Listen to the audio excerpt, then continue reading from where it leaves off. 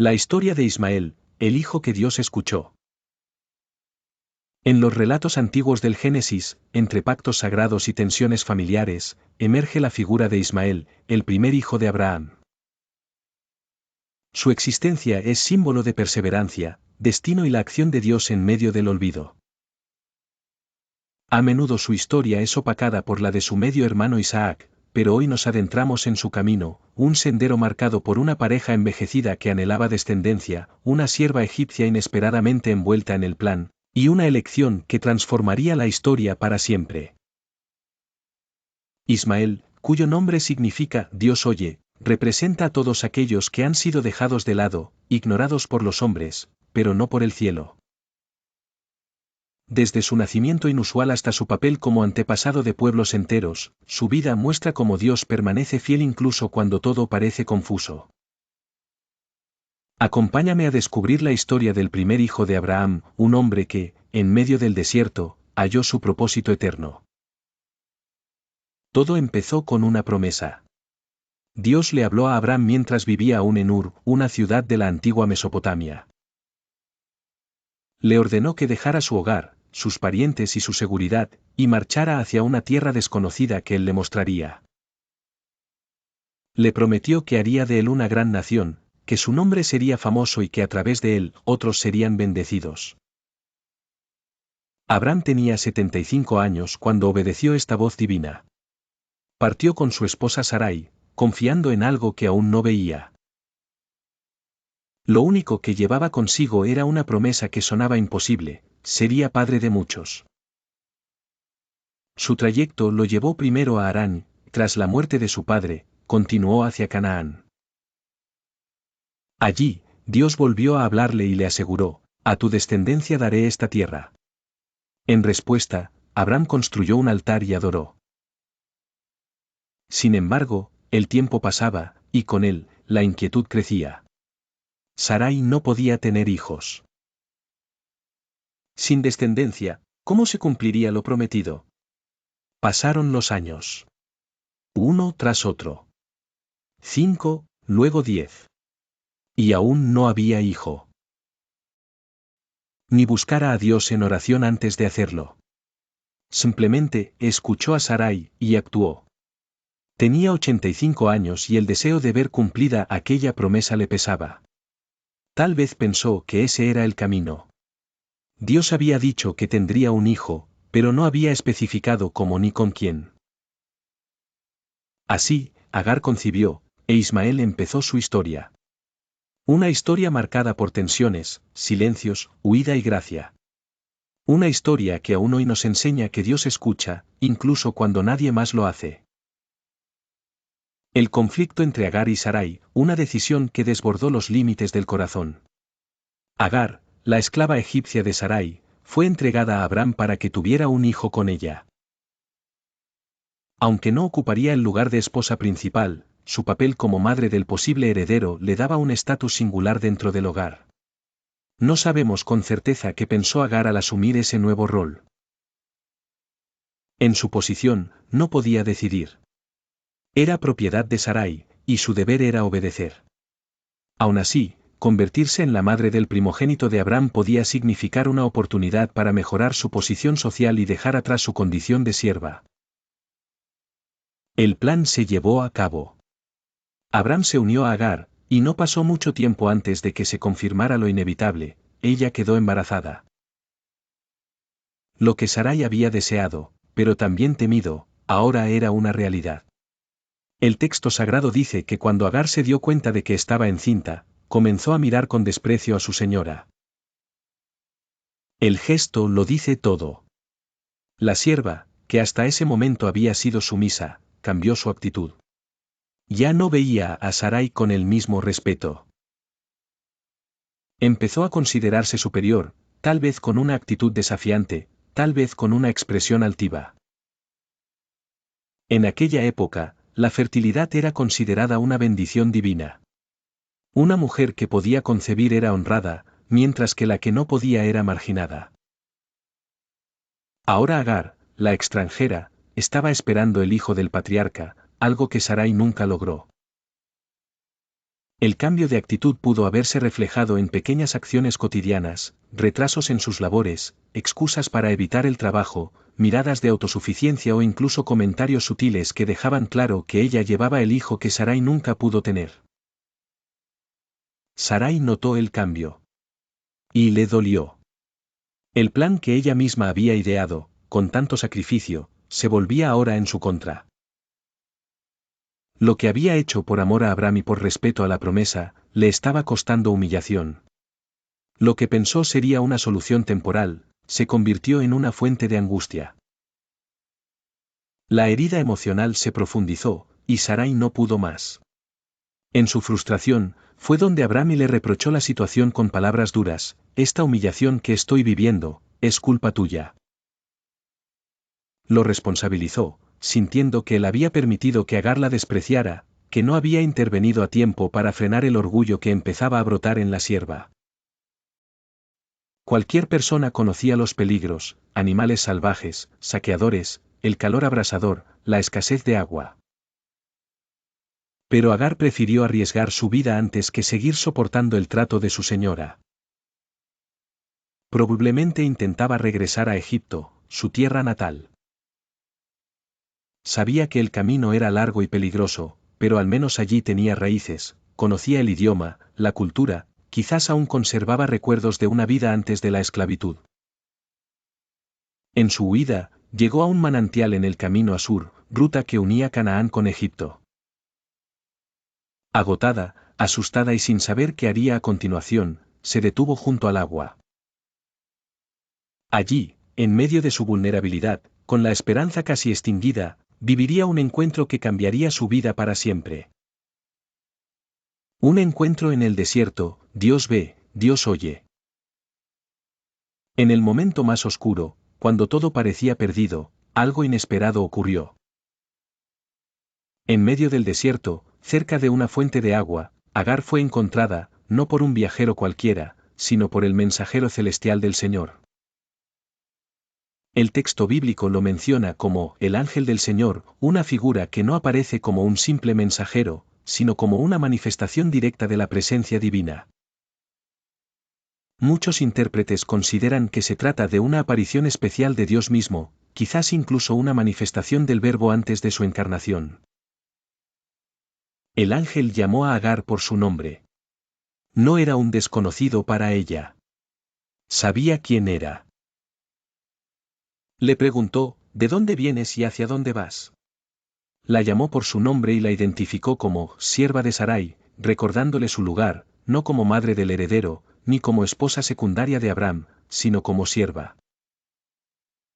Aunque estaba huyendo, su identidad aún estaba ligada a su señora.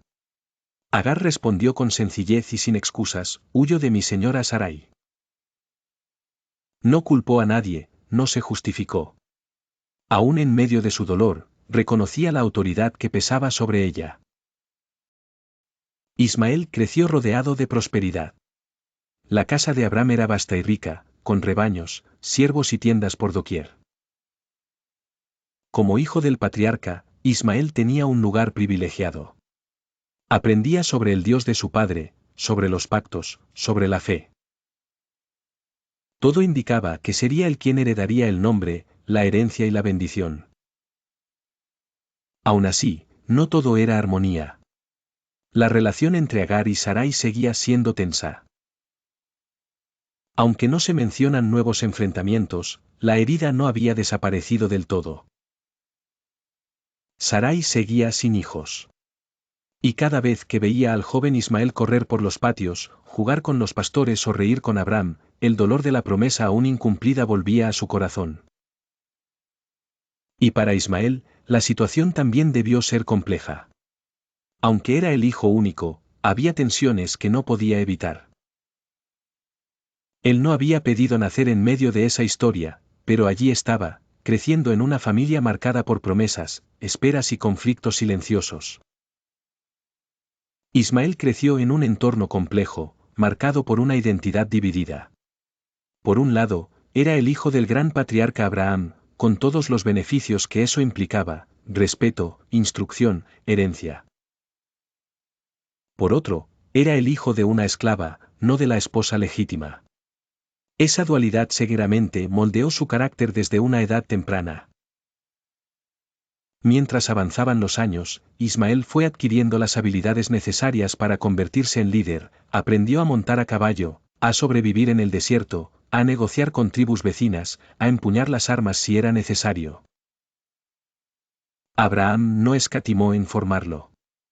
Para él, Ismael era su primogénito, el heredero natural de su nombre, su legado y sus promesas. Durante 13 años, fue el único hijo de Abraham. El patriarca lo amaba profundamente. Era su esperanza, su orgullo. Lo instruía personalmente, transmitiéndole la fe en el Dios que lo había llamado desde Ur y lo había guiado a través de tantas pruebas.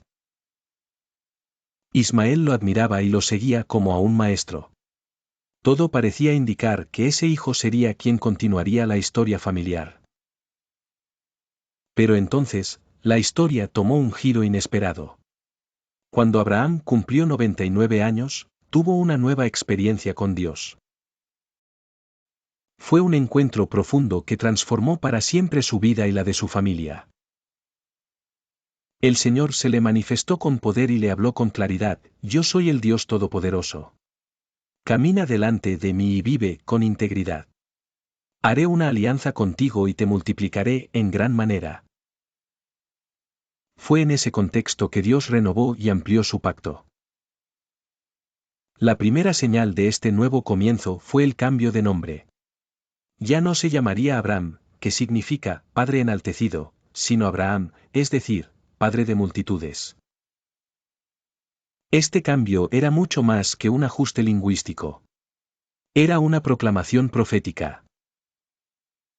Cada vez que alguien dijera su nombre, estaría recordando la promesa de que de él surgirían pueblos y reyes. Pero toda alianza necesita un signo visible. Así, Dios estableció la circuncisión como símbolo del compromiso eterno entre él y Abraham. Era una marca física, imborrable, que representaba consagración total. Todo varón entre ustedes será circuncidado, ordenó el Señor. Desde el más joven nacido en casa hasta el extranjero comprado como siervo, todos debían llevar esa señal. Y así lo hizo Abraham. Ese mismo día, obedeció. Circuncidó a todos los varones de su casa, incluyendo a su hijo Ismael, quien tenía 13 años en ese momento. Ismael también recibió en su carne la señal de pertenecer al pueblo del pacto. Pero ese mismo día, algo más fue revelado. Sarai, su esposa, también recibiría un nuevo nombre, Sara, que significa princesa. Y lo más sorprendente, aunque ya anciana, sería madre. Sí, con 90 años, tendría un hijo. Abraham no pudo contener la incredulidad. Se postró ante Dios, y entre la reverencia y la sorpresa, pensó para sí: ¿acaso a un hombre de 100 años le nacerá un hijo, y Sara, a sus 90, podrá concebir? De sus padres, quienes lo miraban como el testimonio viviente de que para Dios no hay imposibles. Pero en esa misma casa vivía también Ismael, ya adolescente, con cerca de 14 años. Durante más de una década había sido el único hijo de Abraham, el centro de atención, el supuesto heredero.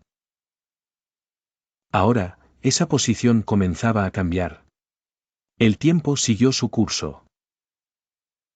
Isaac fue dejando la etapa de la infancia, y cuando llegó el momento de su destete, probablemente entre los 2 y 3 años, Abraham organizó una gran celebración. Era más que una fiesta familiar, era un evento social, un banquete que reunía a muchos para marcar este nuevo hito en la vida del pequeño.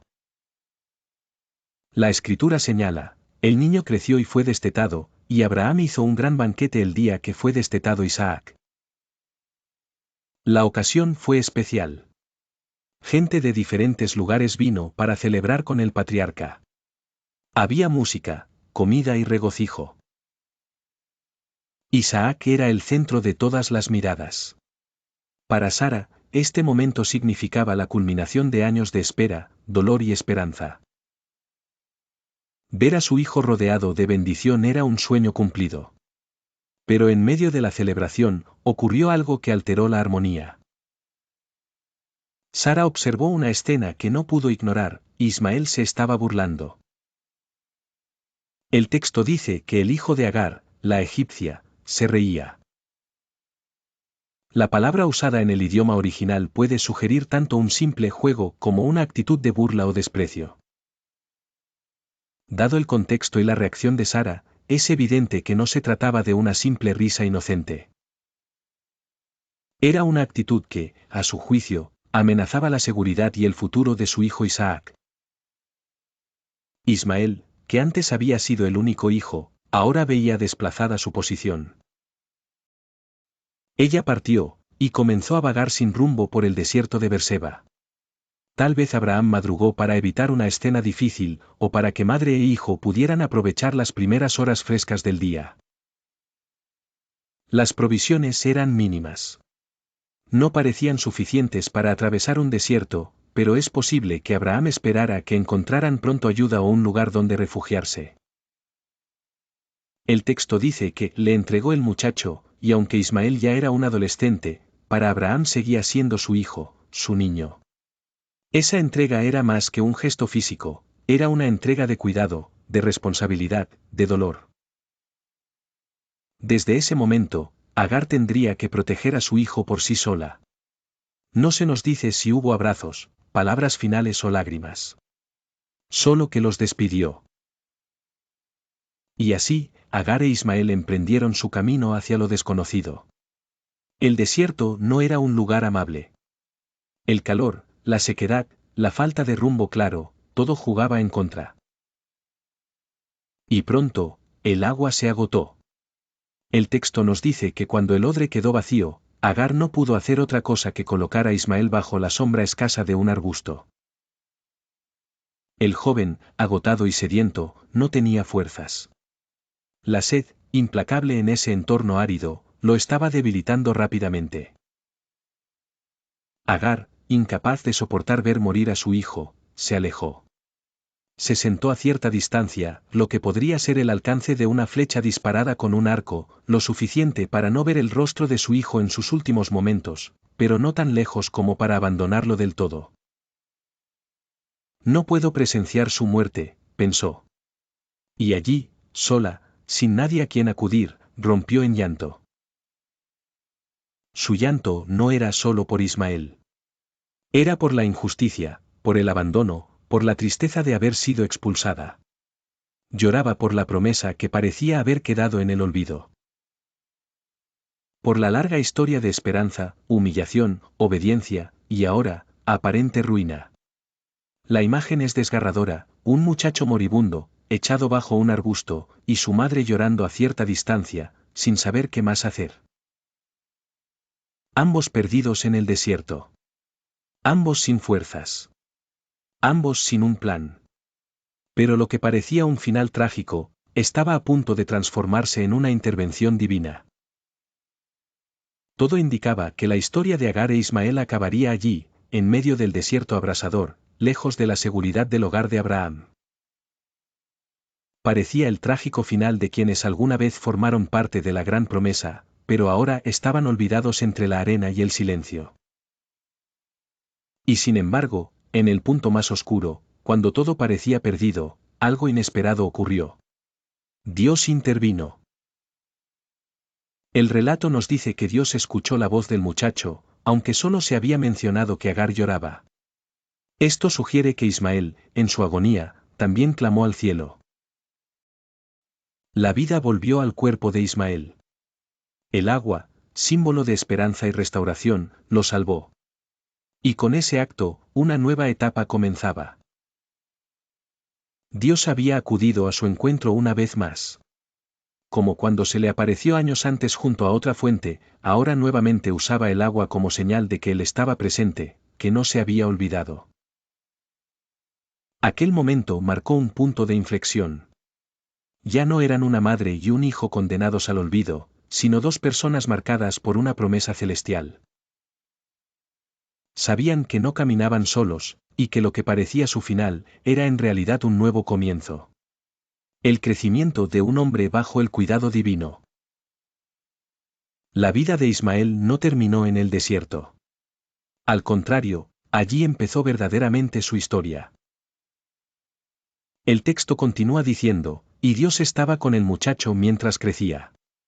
Estas palabras, aunque breves, lo dicen todo. La presencia de Dios lo acompañaba. No solo lo había salvado una vez, sino que siguió guiando su vida en medio de condiciones difíciles. Ismael creció fuerte, aprendiendo a sobrevivir en la dureza del desierto. Se convirtió en un arquero hábil, un cazador capaz, alguien que dominaba el arte de la supervivencia. En un entorno donde la vida dependía de la fuerza, la precisión y la estrategia, Ismael se forjó como líder y guerrero. Se estableció en el desierto de Parán, una región inhóspita entre Egipto y Canaán. Aquel mismo lugar donde casi pierde la vida, se transformó en su hogar. Desde allí crecería, formaría su familia y dejaría una huella en la historia. Agar, siendo egipcia, eligió para su hijo una esposa de su propio pueblo. Una decisión natural, cargada de sentido cultural y afectivo. Así, las raíces de Ismael se conectaron aún más con Egipto, mezclando lo aprendido en la casa de Abraham con las costumbres de la tierra natal de su madre. Lo que comenzó como tragedia terminó en restauración. Dios no solo salvó una vida, sino que preservó una promesa. Ismael no fue el hijo olvidado, sino el inicio de una gran nación, tal como el Señor lo había anunciado. El legado de Ismael, la promesa que se cumplió. La historia de Ismael no terminó en el desierto. La vida de Ismael es una muestra poderosa del cuidado de Dios. No fue el heredero del pacto principal hecho a Abraham, pero eso no significó que estuviera olvidado. Todo lo contrario, recibió su propia bendición. Fue visto, escuchado y guiado por Dios en los momentos más difíciles. Su historia, que comenzó con el rechazo y el exilio, se transformó en una travesía de crecimiento, de supervivencia y de prosperidad. ¿Te ha tocado esta historia? Si este relato ha sido de bendición para ti, te invito a seguir explorando con nosotros las vidas de aquellos personajes bíblicos que, aunque a veces poco conocidos, encierran enseñanzas profundas y conmovedoras. Suscríbete a nuestro canal, donde cada semana compartimos historias bíblicas explicadas de forma clara y respetuosa con el texto sagrado. Si esta historia de Ismael te ha inspirado, compártela con alguien que necesite recordar que Dios no se olvida de nadie, ni siquiera en los momentos más solitarios. Déjanos en los comentarios qué personaje bíblico te gustaría conocer mejor en nuestros próximos vídeos. Nos encantaría saber tu opinión. Dale me gusta, suscríbete y activa la campanita para no perderte ninguna de nuestras próximas publicaciones. Nos vemos en la siguiente historia bíblica. Que Dios te bendiga.